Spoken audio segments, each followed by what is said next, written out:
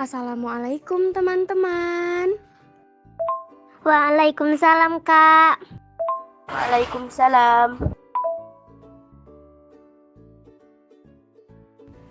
Waalaikumsalam, Kak. Bagaimana kabarnya hari ini? Baik, Kak. Baik, Kak. Baik kok, Kak. Alhamdulillah baik. Alhamdulillah kalau semuanya baik. Sebelum belajar, kita berdoa dulu yuk. Siapa yang mau mimpin doa? Siap gerak sebelum belajar. Mari kita baca. Baca doa mulai. Baca doa selesai. Baiklah, terima kasih Aldi karena sudah memimpin doa. Sekarang sebelum belajar, kakak absen dulu ya. Gina Dwi Agustin ada? Ada, Kak. Muhammad Aldi Fauzan ada? Ada Kak. Nuriatul Anggun ada? Ada, Kak. Nur Apriliani ada? Ada, Kak. Baiklah, jika sudah ada semua, sekarang kakak mau bertanya, apakah teman-teman sudah siap untuk belajar? Siap Kak. Siap, Kak. Siap, Kak. Siap, Kak. Alhamdulillah kalau teman-teman sudah siap. Nah, sebelumnya pasti teman-teman sudah pernah belajar tentang bacaan kan? Melalui cerita berupa cerita pendek ataupun cerita panjang. Nah, biasanya di dalam bacaan itu terdapat gagasan. Ada gagasan pokok dan gagasan pendukung. Nah, hari ini kita akan belajar tentang gagasan pokok dan gagasan pendukung yang ada di tema 1, subtema 1. Mengapa kita belajar gagasan pokok dan gagasan pendukung?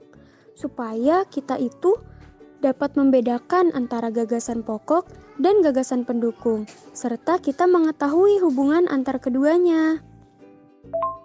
Oleh karena itu, sebelum memulai pembelajaran, kakak akan memberikan soal pretest. Nanti teman-teman jawab dan kirim jawabannya melalui WhatsApp pribadi kakak ya. Apakah teman-teman sudah mengerti?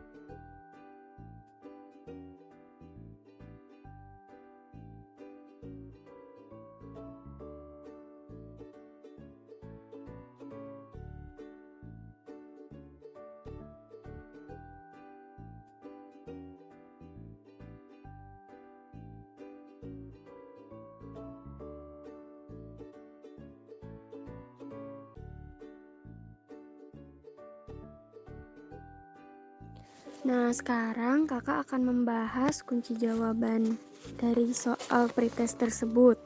Nomor 1 itu jawabannya ada di awal paragraf.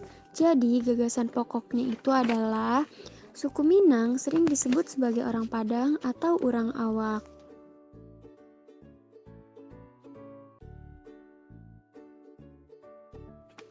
Nah, nomor 2, ada berapa gagasan pendukung dalam bacaan tersebut? Jawabannya itu ada 12. Dimulai dari kalimat mereka adalah kelompok etnis Nusantara yang berada di Sumatera Barat sampai dengan kalimat terakhir yaitu legenda yang terkenal adalah cerita Simalin Kundang. Itu ya jawabannya. Dan nomor 3, Tuliskan gagasan pokok dalam bacaan tersebut.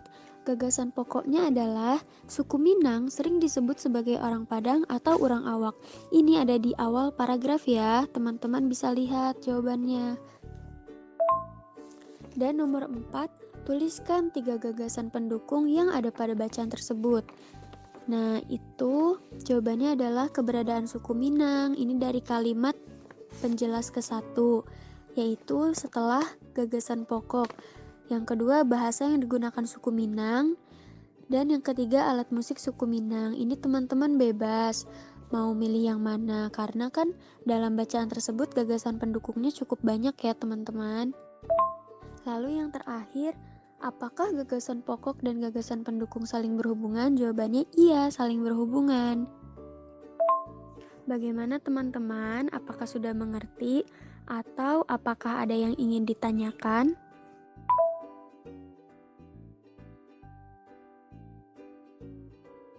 Nah, sekarang coba teman-teman perhatikan video yang kakak kirim. Sebentar ya, kakak kirim dulu videonya. Teman-teman tahu apa itu gagasan pokok? Gagasan pokok adalah topik yang dibahas pada suatu teks. Gagasan pokok dapat terletak di kalimat utama pada bagian awal, akhir, atau awal dan akhir paragraf. Lalu, apa itu gagasan pendukung? Gagasan pendukung adalah uraian atau informasi tambahan pada suatu teks yang terletak pada kalimat penjelas. Hubungan antara gagasan pokok dengan gagasan pendukung. Ternyata hubungannya adalah gagasan pokok adalah inti dari paragraf, sedangkan gagasan pendukung adalah penjabaran dari gagasan pokok tersebut. Langkah-langkah menentukan gagasan pokok dan gagasan pendukung. Yang pertama adalah bacalah teks dengan seksama. Yang kedua, cermati kalimat pertama hingga kalimat terakhir pada setiap paragraf. Dan yang ketiga adalah temukan kalimat utama dan kalimat penjelas dalam suatu paragraf.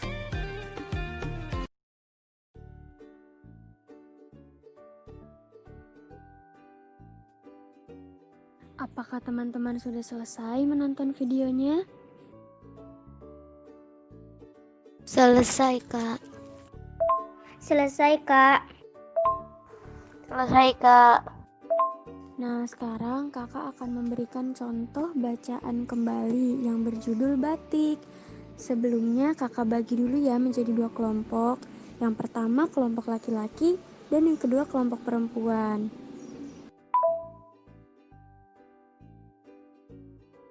Di akhir, Kak. Apakah ada yang punya jawaban berbeda dengan Aldi?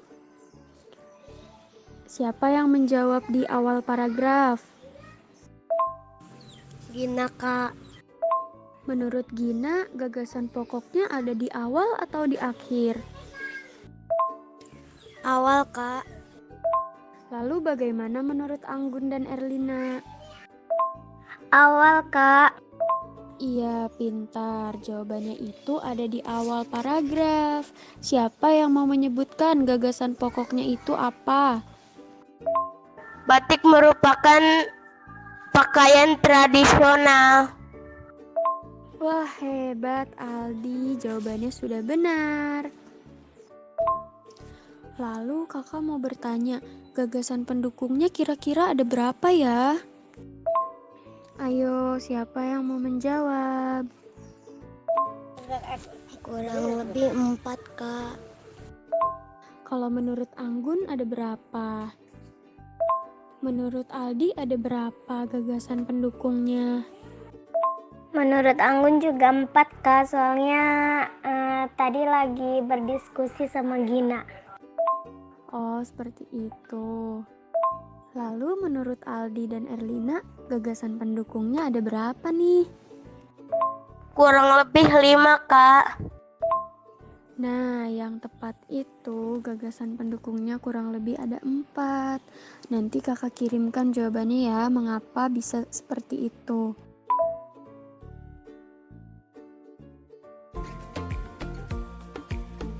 Dari bacaan tersebut, terletak di manakah kalimat utama yang mengandung gagasan pokok?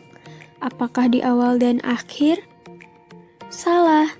Apakah ada di akhir paragraf? Salah. Wah, berarti jawabannya ada di awal paragraf. Ya, benar.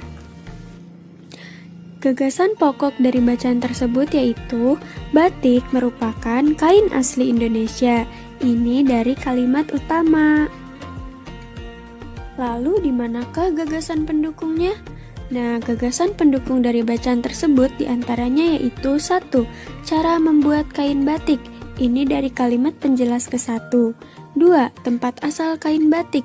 Ini dari kalimat penjelas kedua. Dan 3. Persebaran kain batik. Ini dari kalimat penjelas ketiga dan keempat.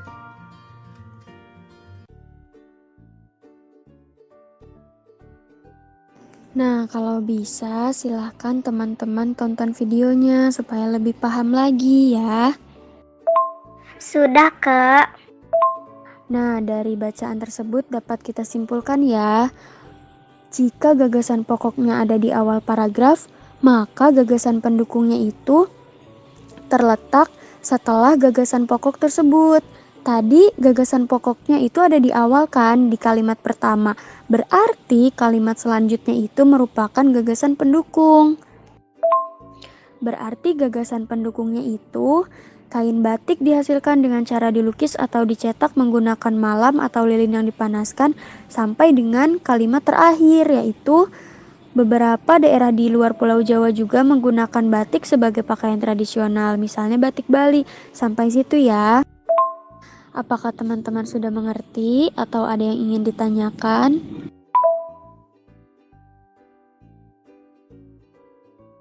Nah, sekarang kakak ingin bertanya lagi. Di mana letak gagasan pokoknya? Di awal, Kak. Nah, pintar. Berarti Aldi tadi menyimak videonya dengan baik ya. Lalu siapa yang ingin membacakan gagasan pendukungnya?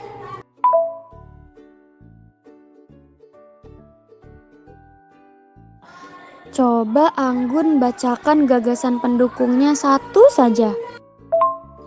Udah, Kakak.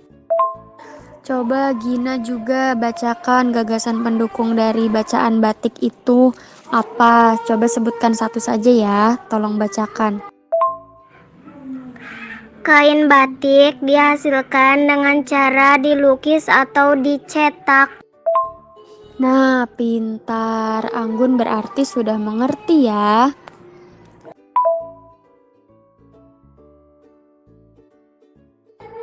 Sekarang gagasan pendukung yang lain. Siapa yang mau menyebutkan? Bentar, Kak. Siap Gina, kakak tunggu. Ayo Erlina, coba sebutkan gagasan pendukung dari bacaan batik tersebut. Sebutkan satu saja ya. Tempat berasal kain batik dari kalimat penjelasan kedua. Awal, Kak.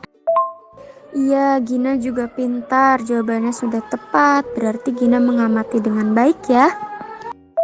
Iya, benar Erlina. Ada 4, Kak.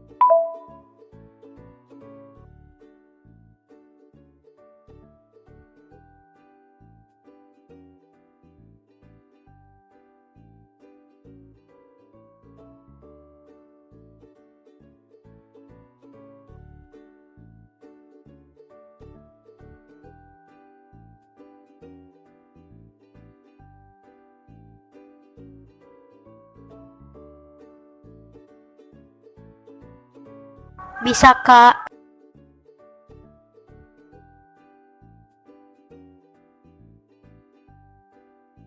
Tadi kan kita sudah mengamati video. Pasti kalau teman-teman mengamati dengan baik bisa menjawab soal yang kakak berikan. Selamat mengerjakan ya.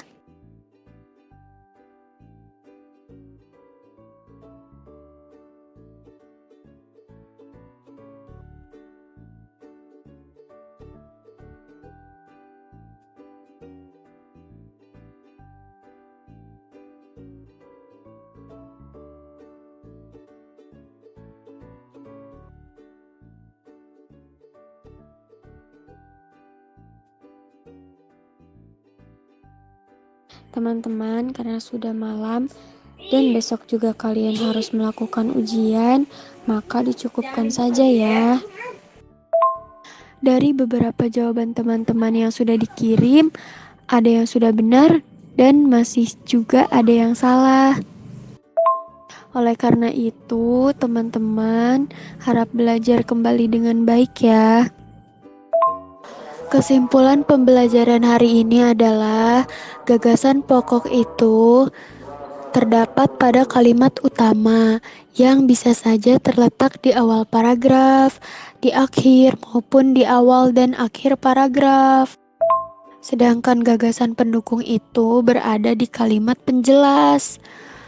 Nah, gagasan pendukung dan gagasan pokok ini saling berhubungan karena gagasan pendukung itu berfungsi sebagai penjabaran atau penjelasan dari gagasan pokok tersebut.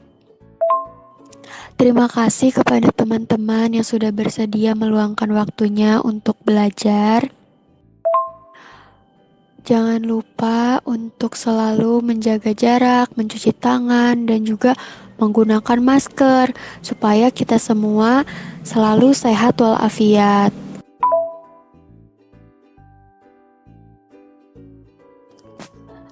Terima kasih teman-teman, semoga besok ujiannya berjalan dengan lancar ya. Wassalamualaikum. Waalaikumsalam. Terima kasih atas pelajarannya hari ini.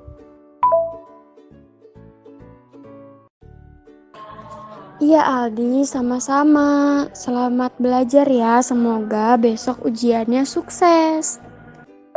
Amin. Waalaikumsalam. Terima kasih atas pelajaran hari ini. Sama-sama Gina. Semoga Gina juga besok ujiannya berjalan dengan lancar ya. Sekarang selamat belajar. Amin. Waalaikumsalam, Kak.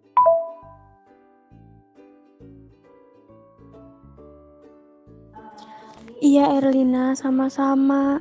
Semoga besok ujiannya lancar ya. Semangat terus belajarnya. Iya, sama-sama Erlina. Ya Kak, makasih ya buat pelajarannya. Semoga nanti kakak sehat dan afiat ya. Sebentar lagi kan kakak nggak ngajar kita lagi, jadi makasih banyak buat pelajarannya. Iya Anggun, sama-sama. Terima kasih doanya. Semoga Anggun dan keluarga juga selalu diberikan kesehatan.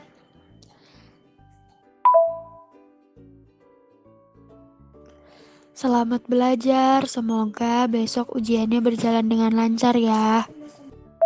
Amin. Amin, makasih Kak. Terima kasih pokoknya untuk teman-teman semua. Semoga kita nanti bisa bertemu secara langsung ya.